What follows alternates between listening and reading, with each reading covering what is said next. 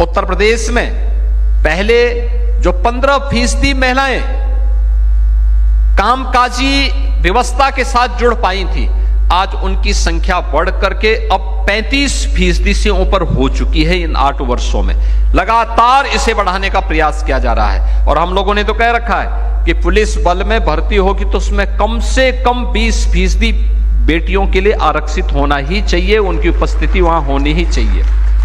और आज उसका परिणाम हमारे सामने दिखाई दे रहा है। मिशन शक्ति का अभियान भी उसी श्रृंखला का एक हिस्सा है। धर्म पर आधारित कोई भी व्यवस्था न्याय का कारण भी बनेगा और आत्मनिर्भरता और सशक्तिकरण का भी माध्यम बनेगा। देवी अहिल्याबाई होलकर के द्वारा जो ये भाव अपनी शासन व्यवस्था को चलाते समय रखा गया था, वह आज डबल इंजन की इन सरकारों के कार्य पद्धति से देखा जा सकता है, समझा जा सकता है। कार्यशाला का उद्देश्य भी इसी भाव के साथ आगे बढ़ाने का है। एक व्यापक जनसंपर्क का कार्यक्रम, हर एक जगह हम जाएं, छोटी छोटी गोष्ठियां करें। महापुरुष की स्मृति दिवस, ये 300वां उनका जन्म शताब्दी वर्ष है। 31 मई 2025 महारानी अहिल्याबाई होलकर का 300वीं जन्म जयंती का कार्यक्रम होगा। 21 से लेकर के 31 तक उनका पुण्य स्मरण हमें विभिन्न कार्यक्रमों और जन संवाद कार्यक्रम के माध्यम से करना है। इन कार्यक्रमों के बहाने केंद्र और राज्य सरकार की महिला सशक्तिकरण और महिला स्वावलंबन के लिए किए गए कार्यक्रमों को अलग अलग प्रकार से रेखांकित करने के लिए, क्या जो शौचालय बने, 12 करोड़ शौचालय देश के अंदर बने, क्या ये महिला सशक्तिकरण का आधार नहीं था? 80 करोड़ लोगों को फ्री में राशन की सुविधा का लाभ देने की व्यवस्था हुई, क्या यह महिला सशक्तिकरण का आधार नहीं?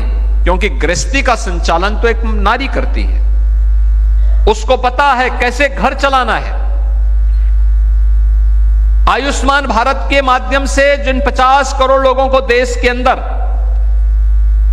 स्वास्थ्य की सुविधा का लाभ प्राप्त हो रहा है, यह महिला सशक्तिकरण का उदाहरण है। 12 करोड़ परिवारों को उज्ज्वला योजना के अंतर्गत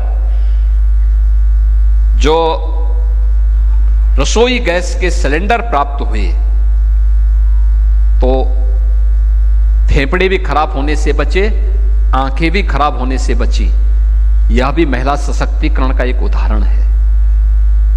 और यही नहीं, यानी यह श्रृंखला केवल यहीं पे थमती नहीं है।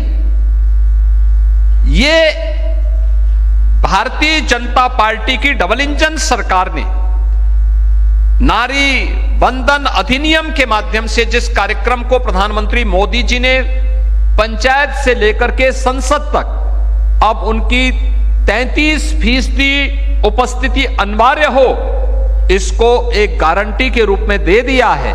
ये गारंटी उसी श्रृंखला का हिस्सा है कि आधी आबादी आज जीवन के प्रत्येक क्षेत्र में, वह ग्राम प्रधान हो या देश की संसद में,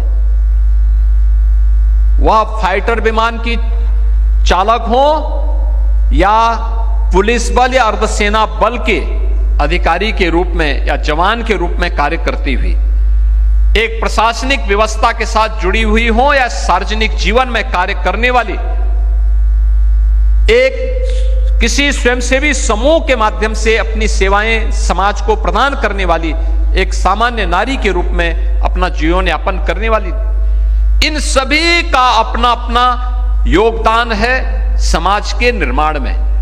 हम उनके सामने जाकर के डबल इंजन सरकार के द्वारा जो कुछ भी किया गया है उसके प्रति कृतज्ञता ज्ञापित करते हुए अगर हम उनको बताएंगे कि ये चीजें हुई हैं और आने वाले समय में ये कार्यक्रम सरकार के द्वारा आयोजित होने वाले हैं, तो मुझे लगता है कि यह देवी अहिल्याबाई होलकर के प्रति हमारी विनम्र श्रद्धांजलि होगी, हमारी ओर से कृतज्ञता होगी। आप